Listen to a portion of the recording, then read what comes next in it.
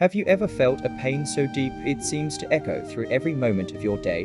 This is the story of Murrell, and a lesson that changed everything for him. The day started like any other, but in a quiet CF, his world shattered in an instant. 4 simple words on his phone screen. She's moved on. You know that moment when time seems to freeze? When the bustling CF around you fades into a blur, and all you can hear is the deafening sound of your own heartbeat. That was Murrell's reality. Days turned into weeks, and the pain, it didn't fade like everyone said it would. Instead, it grew deeper, more intense. He'd wake up reaching for someone who wasn't there anymore. Simple things became triggers: a song on the radio, her favorite coffee shop, even the way the sunset painted the sky in colors they once shared together. Why me? The question played on repeat in his mind like a broken record. He analyzed every conversation, every moment, trying to pinpoint where it all went wrong. The what ifs and could haves became his daily torture. Each memory felt like salt in an open wound.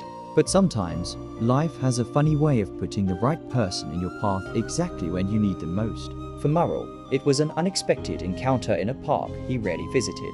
There, on a weathered wooden bench, sat an old monk with eyes that seemed to hold centuries of wisdom. Without even looking up, the monk spoke.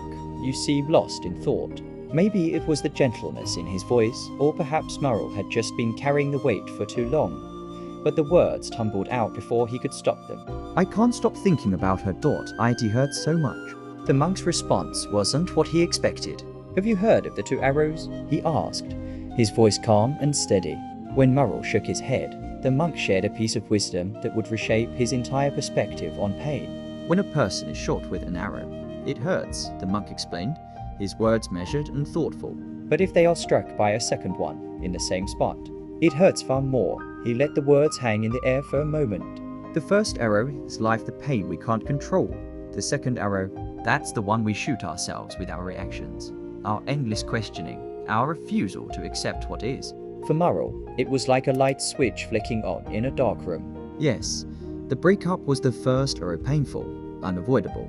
But he had been firing second arrows at himself every day since, making the wound deeper with each why me and every what if.